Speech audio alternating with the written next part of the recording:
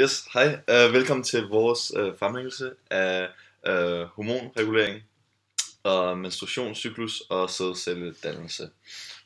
Og som I kan se, så er vores gruppe bestående af Clara, Markus og Marius. Og ja, sådan der. Så vil vi starte med mig, som skal forklare sædcelledannelse. Og der dannes faktisk noget med sådan 1000 sædceller i sekundet. Så der sker rimelig meget i testiklerne.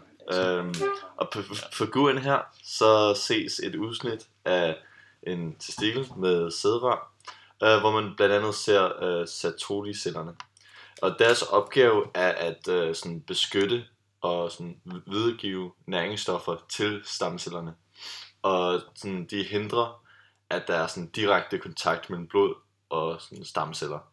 Og man kan sige, sådan, det fungerer lidt som et filteragtigt, så det hele ikke sådan blandes op, fordi så, altså, sådan helt sagt, sådan, så kan man ikke bruge det til noget sådan helt.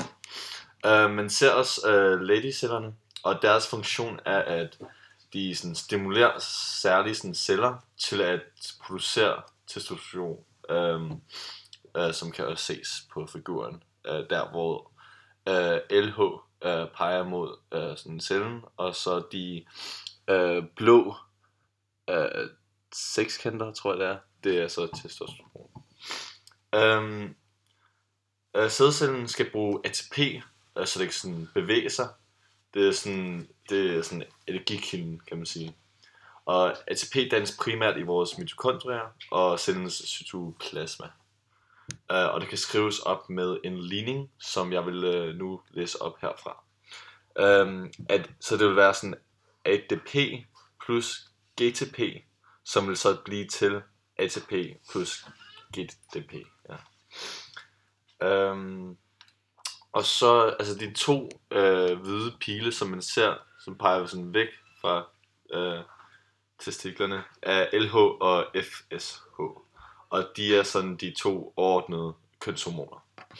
Så der sker meget i processen i at danne sædceller, som der er rigtig mange af. Yes. Hormonregulering. For mænd så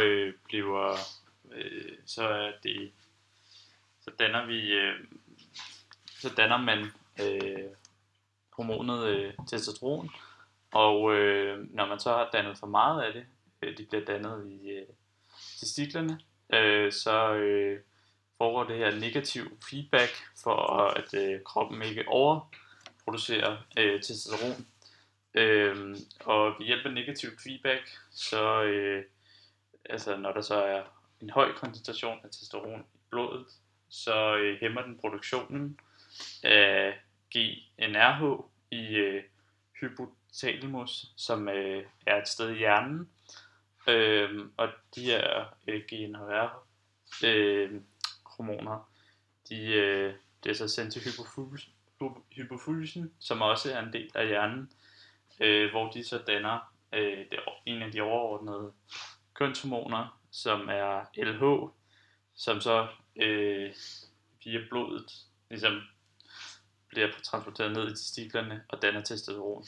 Men så når kroppen har dannet for meget testosteron, eller den er nok, så regulerer den, og så sløver den, eller så stopper den processen med at danne GnRH og LH op i hypofysen. Men så når testosteronen er blevet brugt, så på grund af feedback, fordi så falder mængden af testosteron, så begynder processen så igen, og så bliver det ligesom reguleret på den måde. Menstruationscyklusen. På billedet ses en menstruationscyklus, og man siger cirka, at en cyklus varer over 28 dage, men det kan være ret forskelligt fra kvinde til kvinde. Og de røde søjler, som ses i starten og til slut af cyklusen, det er der, hvor kvinden har selve sin menstruation. Og på billedet, så varer en menstruation cirka 5 dage, men igen, det er også meget forskelligt fra kvinde til kvinde. Efter menstruationen, der begynder så modningen af æg i foligørlerne, som ses i foligørfasen, som er fra dag 1 til 14. Og den blå linje, som er FSH-hormonet, er det hormon, som får selve ægget til at vokse, og så også får det til at stimulere østrogen, som vi så kan se, det er det, der topper ved ægløsningen, som er den røde linje. Og så efter de 14 dage er folie så klar til ægløsning, som er stimuleret af LH-hormonet.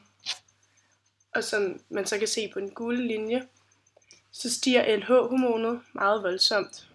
Og det er så det firtal, vi kan se. Og derefter der omformes follikel så til de gule legemer, som producerer progesteron, som så er den grønne linje, som så stiger rigtig meget efter, eller som stiger meget efter dag 14. Og hvis ægget ikke befrugtes, så ødelægges det her folie, og cyklusen starter forfra. Så kvinden har størst chance for at blive gravid på dag 14. Hvad gør man så?